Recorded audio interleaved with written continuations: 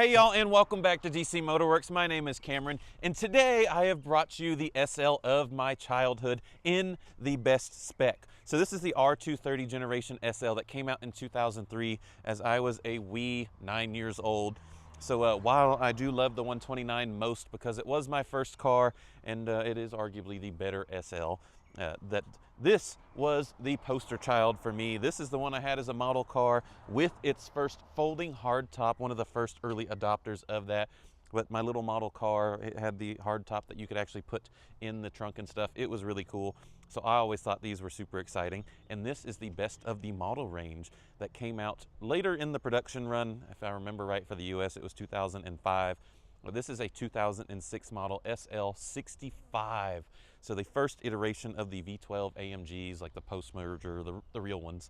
But 6-liter V12 bi-turbo engine, just over 600 horsepower, and limited torque to 738 foot-pounds, which is 1,000 Newton meters, because that is all the transmission can handle, although these engines, just with a software reflash, can do, I think it's like 800 to 900 pound-feet of torque. Absolutely ridiculous. It is a planet starting amount of torque, which we'll experience here in a moment when we go for a drive. But just look at this thing. It is still classy all the way through the modern era now that it is, geez, this design is over 20 years old at this point, but it still looks nice and fresh to this day. This classic time period of Mercedes-Benz with kind of the double bubble headlight. And this one really is in beautiful condition. The story behind this car is actually really near and dear and special to me.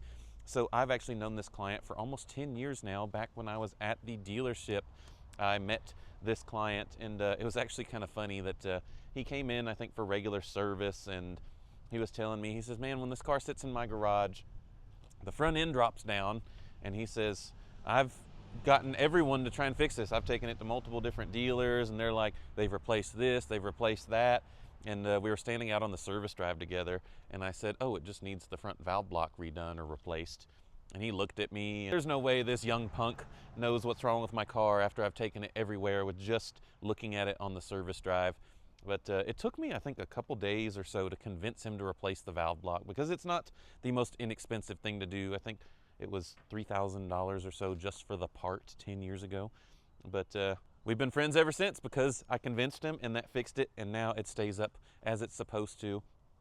And he has loved the car since and has followed me to a couple different jobs, and now here, as I own my own shop, that we still service this car 10 years later, and it's just really special to me. But it came in this time. It needs the rear differential bearings replaced. They're starting to howl, and we put a new set of tires on it, which is actually the first set of tires since 10 years ago, because he doesn't drive it as much as he used to. It was his daily driver for a number of years, and that's actually how he got this car, is that he had a red SL500, and he said he was driving along one day and passed a Nissan dealer, and this was out like on the front lawn, on the front display thing.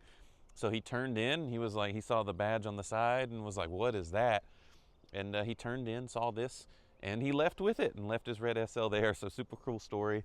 And I said it was his daily driver for a number of years because it was his only car. This is just what he drove every day, and I just think that's super cool. It's got a little over 80,000 miles now, but it looks like it has 20. And he is a true driving enthusiast. He's done a number of modifications to this car, all very nice, tidy modifications. He's done an engine software tune. He had a limited slip differential put in it. He took it out on the track for a while. We had Sport Cup 2 tires on it with a little extra width, because one of his concerns was that, man, when I'm driving it on track, the rear end just doesn't stick. And I'm like, well, it's because it has 800 pound-feet of torque, but we did our best to try and make it stick. And it's just super cool that he was into that. And it also has some exhaust modifications that we did a number of years ago. I give it just that little bit of extra bark, but just look at how beautiful it is. These 65 wheels, which only came on 65 cars, which were the SL, the CL, and the S-Class. 65 came with these graphite 2-piece wheels, and they are just beautiful with the smoked out tail lights. And you also, 65s were the only ones to get the kind of vents here on the front bumper. So really the overall package, like, you really had to know what you were looking at, which really you were only told by this here on the side. Really, that's the three things that can set it apart. 1, 2, 3. That's how you know you got the 65, that you spent nearly $200,000 back in 05, 06 when you bought one of these new. And you get all the nice interior stuff, suede everywhere, nice Napa leather. They are really a nice place to be. And but before we go for a drive, we have to show you how they just, in true AMG fashion, just shoehorned a 6-liter twin-turbo V12 under the hood of this SL. You can see he's even got the nice PPF, which I think has been on there since he got it, and it still looks great because it is garage kept. And just look at that, just even the presentation of the AMG variant with the metal engine cover and carbon fiber, it just looks the part as soon as you open it. And I mean, just look, I can't even get my arm down the engine bay anywhere because it is just shoehorned in here. And famously, these pretty much anything is drop the engine out the bottom and work on it, which makes life a lot easier. So this one is even optioned with the Distronic adaptive cruise control. I think the only thing this one doesn't have is the panoramic roof, which I tried to convince him to find that I could find on eBay a roof panel with the glass from a silver SL, but he said he doesn't like it. So this one keeps its original all silver look, which is a nice thing. A lot of these were optioned with it, so it's kind of like the old slick roof thing, and for a lot of cars that people want the ones without the option. So a little bit of different there, but let me find the key. We'll start it up, let you hear that exhaust, and then go for a ride. So honestly, it may be better than the exhaust noise is the startup sound of these V12s. It is just so smooth, so jet-like, and it's even topped by the push-button start on top of the shifter. It just feels like a jet. Have a listen to this.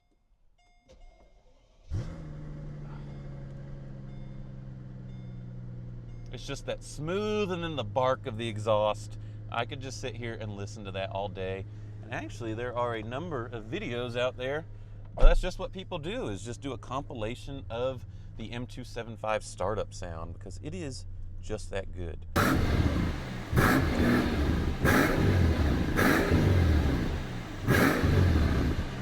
Especially in the SL, the throttle response is just next level. They really made it extra sporty. Look, I'm not usually a big fan of gray interior, but in the full Napa soft grain leather treatment, it just looks the occasion. It is just so classy, so elegant.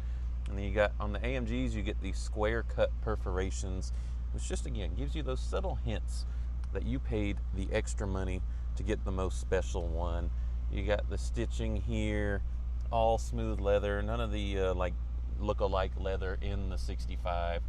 And you get the nice Alcantara or suede headliner. And of course, it is stitched everywhere. Even though this is a folding hardtop, they even went through the trouble of stitching all the panels there. It really is a pleasant place to be. And now we can go for a ride. So here we go, driving the SL65. This sounds just like nothing else on the road. So if I remember right, there's only 2 odd firing V12 engines, and it's the Aston Martin V12 and the Mercedes M275. And it just gives you that, instead of that more higher pitched V12 sound, it gives you that low end burble and character that just really sounds like something special. But when you get them up in the RPM and open up the exhaust, you still get that V12 kind of shriek.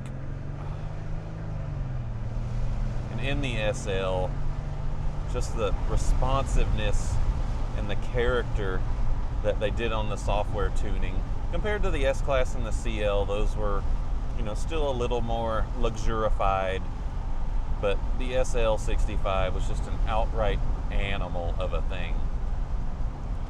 And, as good as it sounds, we'll put the windows up. And this, you do get the kind of pillarless design here when you put all 4 windows down. And it's still just totally SL in here. Close it down, it's nice and quiet.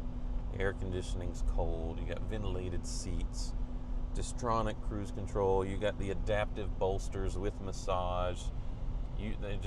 Everything was equipped in these. And this really is just the top dog of Mercedes-Benz from this time period.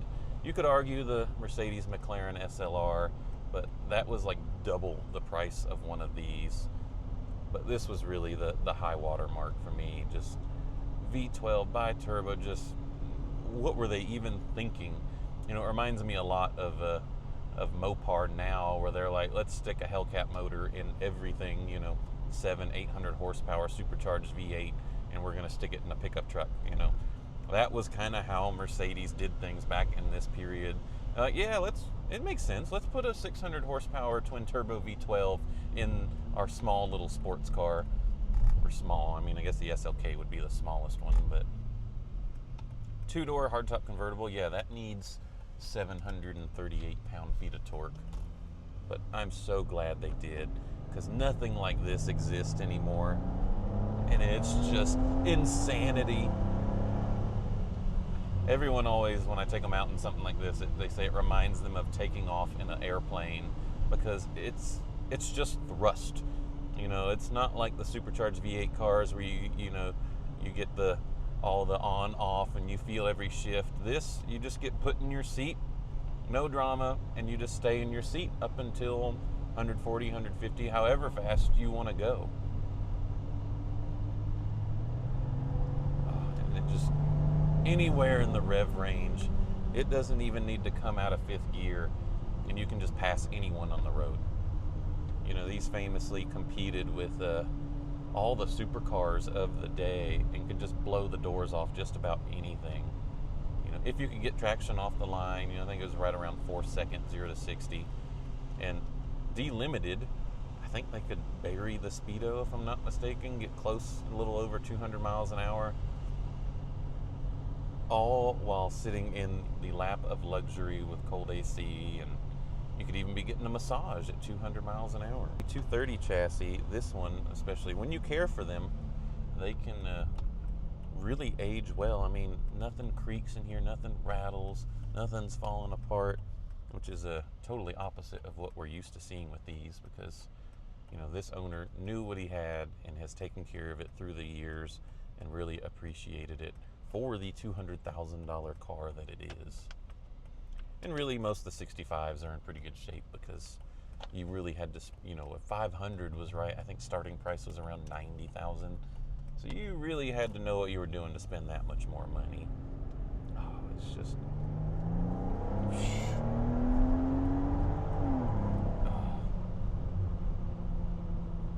So bigger turbos, more displacement than the normal M275, you know, cams. They reworked a lot to do the 65, and it was a 100 horsepower increase over a normal 600, but really just in the software and everything. Like an SL600, you know, it feels like an SL, but this, it is just an absolute animal. The steering's sharp. You know, I've got a good buddy, Dave Klink, from he's been working on Benz since the early 80s.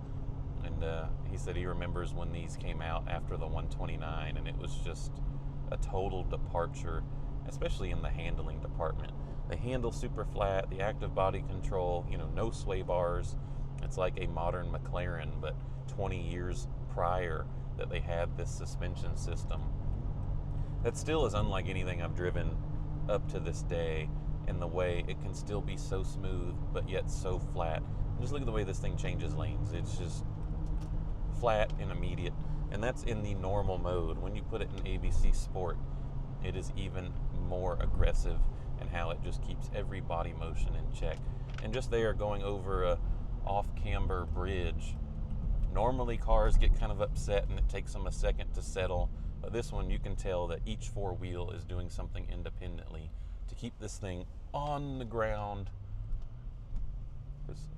That's exactly what you want when you have this much power on tap.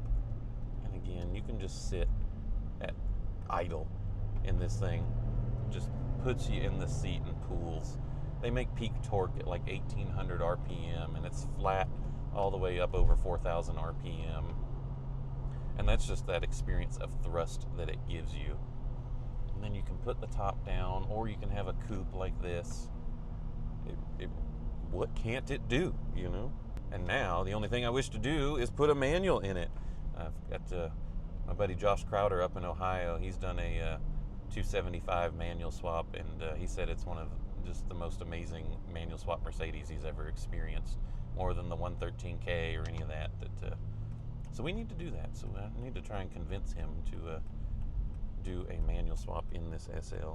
Or if you have a V12 Mercedes and want to manual swap it, send it on down to us at DC Motorwerks and let us transform your driving experience. So that's one thing I will say on these. They put a high stall converter in the V12 models, and it gives a little bit strange of a feel compared to normal Mercedes, but in the SL it's just so explosive you don't even notice. Oh, still one of my favorite cars to drive.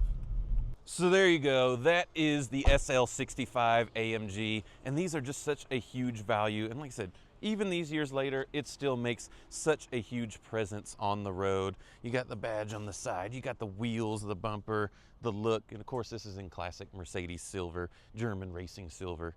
It really is the best spec, and I've told the owner, please give me first right of refusal when you've had enough of the SL65, but he still loves it all these years later, just like we do. And these are such a great value. I mean, you can pick up a kind of rougher SL65 like in the mid 30s, and really nice ones get to, people have really kind of caught on to these again, and that the really nice ones are still pretty expensive. But I mean, where else are you going to get an originally $200,000, 600 horsepower, 738 pound-feet of torque, hardtop convertible that just does everything and just has explosive performance and handling even all these years later? It is one of my favorite cars of all time, and I hope you all like it as well. Let us know down in the comments what you think of the SL65. Make sure you like, subscribe, hit that bell icon. We really do appreciate it, so that you don't miss any of the cool Mercedes stuff that we have to share with you all, and we'll see you very soon.